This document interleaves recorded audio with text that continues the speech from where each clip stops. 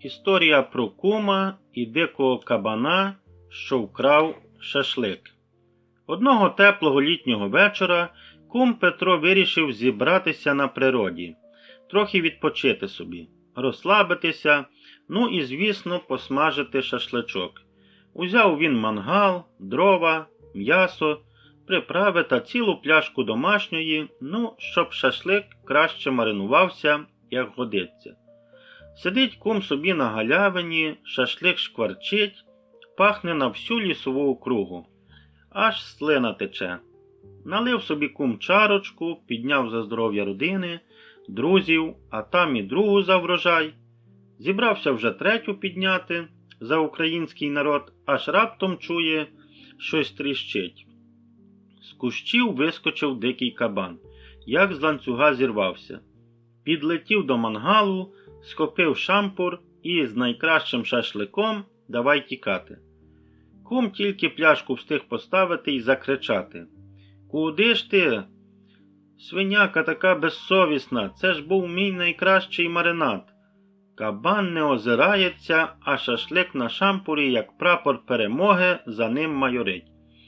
Кум побіг навздогін через кущі, болото, повалені дерева, а сам кричить: «Верни шашлик, нечиста сила, я ж його з любов'ю маринував». Та де там, кабан тікав, якби сам його маринував. Кум утомився, упав на землю, роздратовано зітхнув і каже: «От і довіряй після того своїм думкам піти на природу.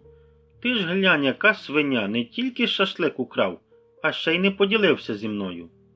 Вернувся додому голодний, але з історією, яку тепер при кожному застіллі розповідає, звичайно додаючи нових деталей. Те, що кабан ще й огірки забрав, то, що в нього татуювання було, люблю смачненьке, і таке інше. Після тієї шашличної трагедії кум Петро 3 дні ходив похмурий. Ні з ким не говорив, навіть у магазині повз ковбасу мовчки проходив. Настільки його дістала образа. Але ж не такий кум, щоб просто так пробачити. Сидить він увечері на лавці, дивиться у ліс і бурмоче: «Я тобі ще покажу, вепре безстрашний. Будеш ти моє м'ясо згадувати у страшних снах». Наступного ранку взявся за справу. Приніс з гаража стару фотопастку, змазав її салом, для приманки, звісно, і повісив на тому місці, де минулого разу кабан вкрав шашлик. Але це ще не все. Кум зібрав цілий арсенал. Купив у бабці на базарі старі вила, на всяк випадок, зв'язався з сусідом єгерем, а найголовніше, замаринував ще шашлик і ще смачніший, ніж той, що вкрав кабан. Настав вечір, кум розпалив вогнище, зробив вигляд, що смажить шашлик, а сам у кущі з біноклем і вилами. Минуло півгодини, тихо, година, тихо. Аж раптом шелест, тріск, і знову, як рік тому, вискочив кабан. Але вже не простий, кабан був зухвалий, з золотим сережком у вусі і татуїровці на спині. Він знову поліз до мангалу, аж тут бух, сітка згори.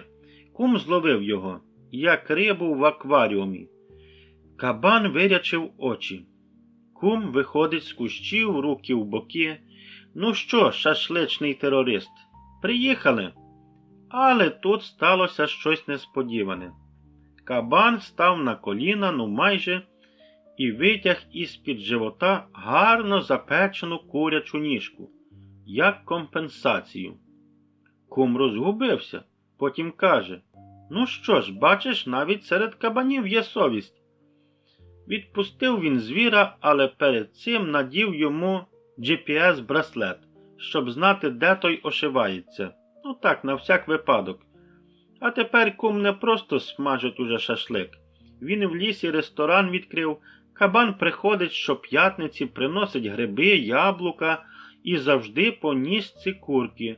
Бо ж знає, якщо вдруге вкраде, Наступного разу буде не сітка, а єгер з рушницею.